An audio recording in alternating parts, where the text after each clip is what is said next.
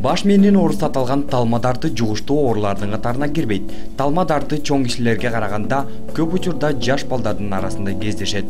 Талма оорусун кантип дарыласа болот? Ал эмнеден улам келип чыгат? Деги эле бул дарттын айланасындагы суроолорубузга энелерди жана балдарды коргоо улуттук борборунун директорунун орун басары Нурмухаммед Бабажановдон жооп алдык. 3 формасы болот. Биринчиси бул идиопатический форма деп коет. Жанагы тукум куучулук шарттан болот. Экинчиси бул симптоматический фактор деп коет. Бул симптоматический фактор деген бул эгерде бала менингит менен ооруса, анан кийин жанагы кош бойлуу болгон кезинде инфекция оорулар менен жугуштуу оорулар менен ооруса, анан кислород жетишпегенде гипоксия деп коет, ошондон эмне кылса, кийин төрөлгөн убагында асфиксия, анан төрөт убагында родовой травма алып калса, ошолордун последствиялары деп коет. Ошондо кичинекей баланын мээсинде өзгөрүүлөр болот, ошолор анан кийин ошо талманы козгойт да. Үчүнчү бул криптоматический форма деп коебуз. Криптогенный формалар булар эми белгисиз да.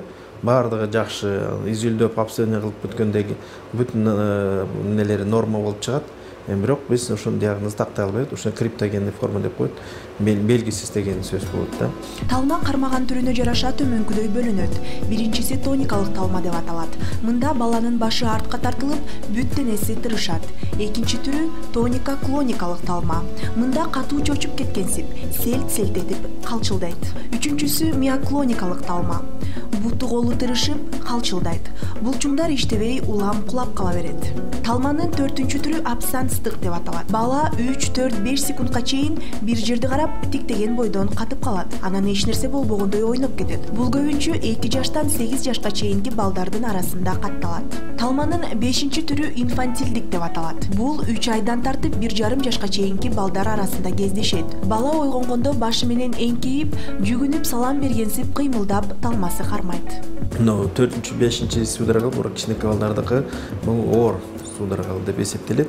Анткени бул акыл ан сезимини, акылын кармап калат да, развитиясы баланыкы токтоп калат.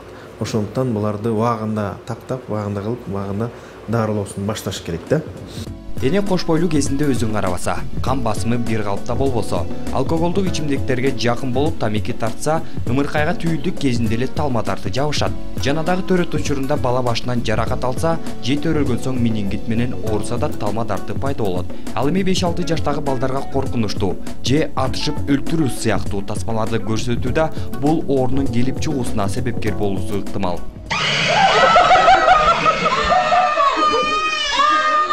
Даже мына 10-12 жашты балдарга бир күндө 30 минуттан уже ушундай изилдөө наука доказать эткен 30-45 минуттан ашык көргөнгө болбойт.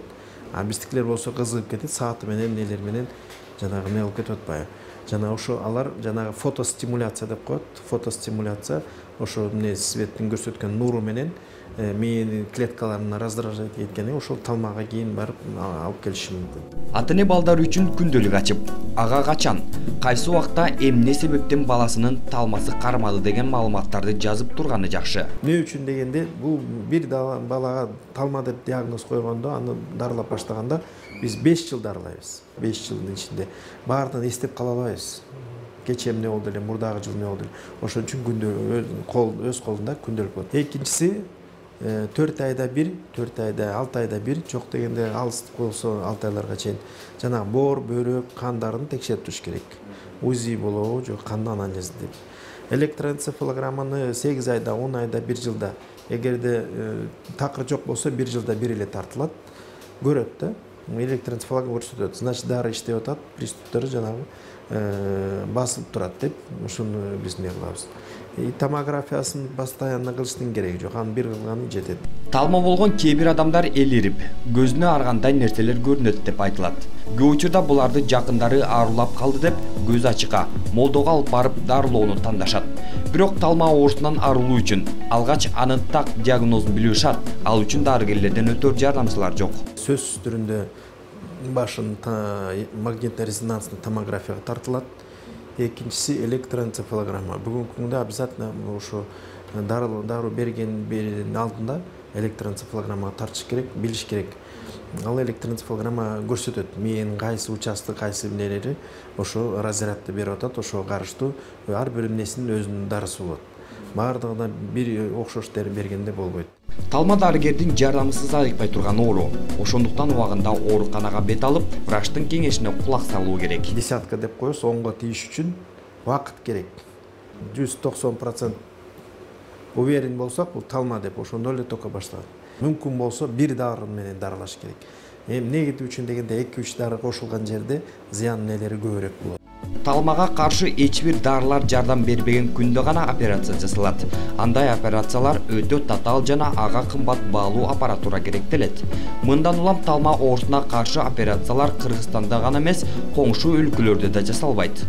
Это Германия нелерде, центрлерде жасайт. Где-то бир $25,000 үстүндө бир операциясы ушундай. Бир 10 жыл мурда кыйын болчу. Анткени мындай кымбат, күчтүү, сапаттуу дарылар алганга биздин элдерибиздин мүмкүнчүлүгү аз болчу. Азыр эми мына акыркы жылдары жанагы пособияны берип 3.000-га көтөргөндөн кийин уже жеңилдеп калды. Талма оорусу күтүлбөстөн башталып калмаймын өзгөе. Мындай учурда талма дартына чалдыккандарга тезинен биринчи жардам көрсөтүү зарыл. Жанагы оозуна кашык салып, кол салып деген бул лишний, анын кереги жок. Да.